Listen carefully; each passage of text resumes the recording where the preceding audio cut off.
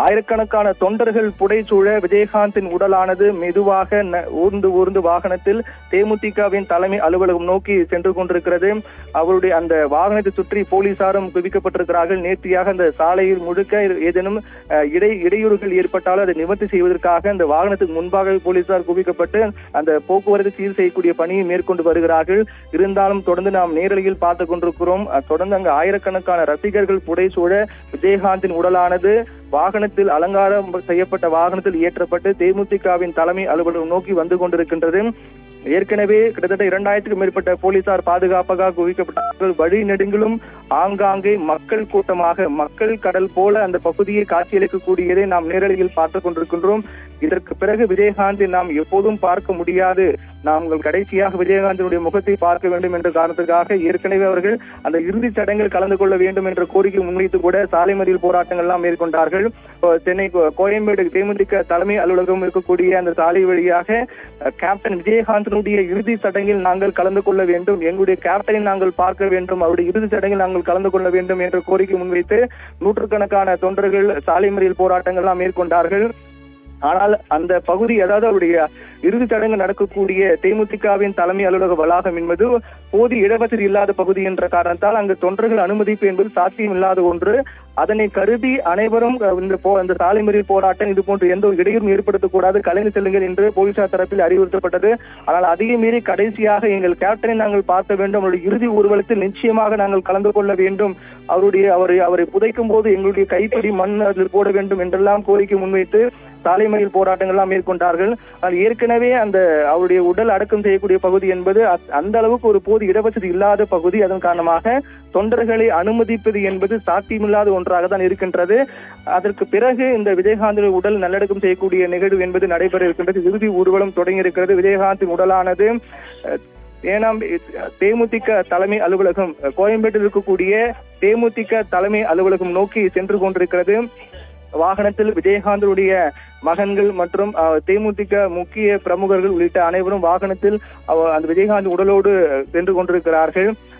அருகில் எங்கிலும் ஆயிரக்கணக்கான தொண்டர்கள், ரசிகர்கள் கேப்டன் கேப்டன் என்று கதறக்கூடிய அந்த காட்சி நம்மால் பார்க்க முடிகிறது. விஜயகாந்த் இழப்பை ஏற்றுக்கொள்ள முடியாமல் திரைத்துறையை சேர்ந்தவர்கள், அரசியலை சேர்ந்தவர்கள் மற்றும் பொதுமக்கள் என அனைத்து தரப்பிலும் மிகப்பெரிய இழப்பாக விஜயகாந்த் இழப்பு பார்க்கப்படுகிறது.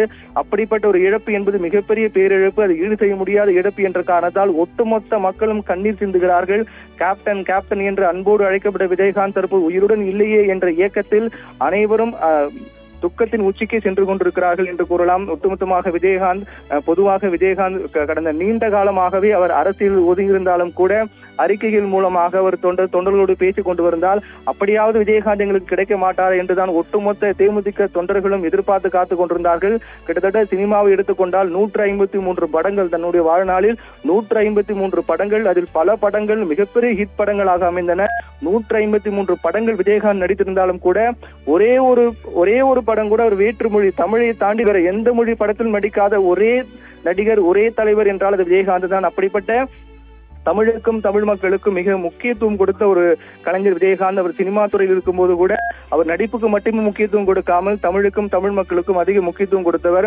தமிழ் விடுதலை போராட்டம், அதே போன்று காவிரி நதிநீர் பிரச்சனை உள்ளிட்ட பல்வேறு பிரச்சனைகள் நடக்கும்போது கூட அவர் ஒரு நடிகராக இருந்தாலும் அதில் நாம் தலையிட்டு தமிழக மக்களுக்காக, தமிழக மக்களுடைய பிரச்சனையை நிவர்த்தி செய்ய வேண்டும் என்ற கோரிக்கை முன்னிறுத்தி ஒட்டுமொத்த நடிகர்களையும் ஒன்று திரட்டி பல்வேறு போராட்டங்களை விஜயகாந்த் தலைமையில் மேற்கொள்ளப்பட்டது. அதாவது தனியீழ விடுதலை போராட்டம், அதே போன்று காவிரி நதிநீர் பிரச்சனை உள்ளிட்ட அனைத்து பிரச்சனைகளும் தமிழ் மக்களுக்கான பிரச்சனை என அனைத்திலும் விஜயகாந்த் தலையிட்டு ஒட்டுமொத்த நடிகர்களும் ஒன்று திரட்டி தன் தலைமையில் மிகப்பெரிய போராட்டங்கள் எல்லாம் மேற்கொண்டார்கள். ஒரு அரசியல் தலைவர் செய்யக்கூடிய போராட்டத்தை ஒரு நடிகராக இருந்து விஜயகாந்த் மேற்கொண்டார்.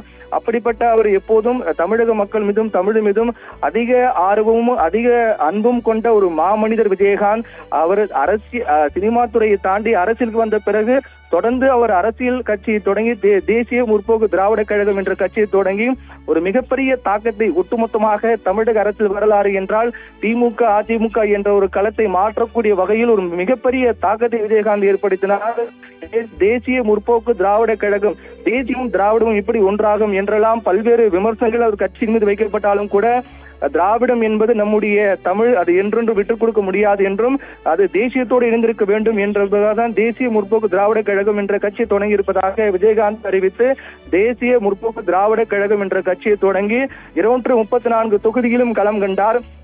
அப்போது அவர் மட்டுமே முதல் தேர்தலில் அவர் எதிர்கொண்ட முதல் சட்டமன்ற தேர்தலில் அவர் மட்டுமே வெற்றி பெற்றாலும் கூட அவர் வாங்கிய வாக்கு வங்கி என்பது கிட்டத்தட்ட 8 விழுக்காடை தாண்டியது. இது ஒட்டுமொத்த அரசியல் தலைவர்களையும் அதிர்ச்சிக்குள்ளாக்கியது.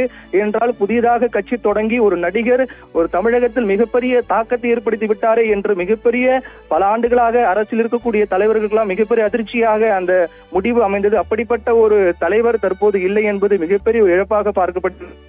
பொதுவாக சினிமாவை தாண்டி அரசியல் வந்தவர்கள் மறைந்த முன்னாள் முதல்வர் எம்ஜிஆர் மற்றும் ஜெயலலிதாவை தொடர்ந்து சினிமாவை தாண்டி பல நடிகர்கள் அரசியலுக்கு வந்தார்கள். மக்கள் மத்தியில் மிகவும் பிரபலமாக அறியப்பட்ட பல நடிகர்கள் சினிமாவை தாண்டி அரசியலுக்கு வந்தார்கள். ஆனால் சினிமாவில் கோலுச்சது போன்று அவர்களால் அரசியல் வாழ்க்கையில் ஜெயிக்க முடியாமல் தோல்வியை தான் தழுவினார்கள்.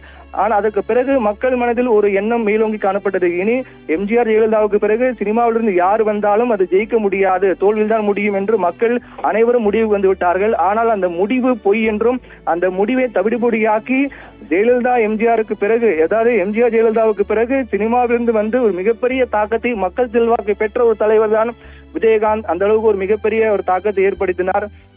அதே போன்று இந்த மூவருக்கும் இருக்கக்கூடிய ஒற்றுமை என்றால் மறைந்த முன்னாள் முதல்வர் எம்ஜிஆரும் டிசம்பர் மாதம் தான் உயிரிழந்தார். டிசம்பர் 24ஆம் தேதி மறைந்தார். அதே போன்று மறைந்த முன்னாள் முதல்வர் ஜெயலலிதாவும் டிசம்பர் 5ஆம் தேதி தான் உயிரிழந்தார். அதை தொடர்ந்து அவர்களை தொடர்ந்து அதே வழியில் வந்த விஜயகாந்தும் டிசம்பர் மாதம் உயிரிழந்திருக்கிறார் என்பதுதான் இந்த மூவருக்கு இருக்கக்கூடிய ஒற்றுமையாக பார்க்கப்படுகிறது. அவருடைய இறுதி ஊர்வலமானது தொடங்கி இருக்கிறது. இன்னும் சற்று நேரத்தில் தேமுதிக தலைமை அலுவலகம் அடைய இருக்கிறது விஜயகாந்தின் உடல்.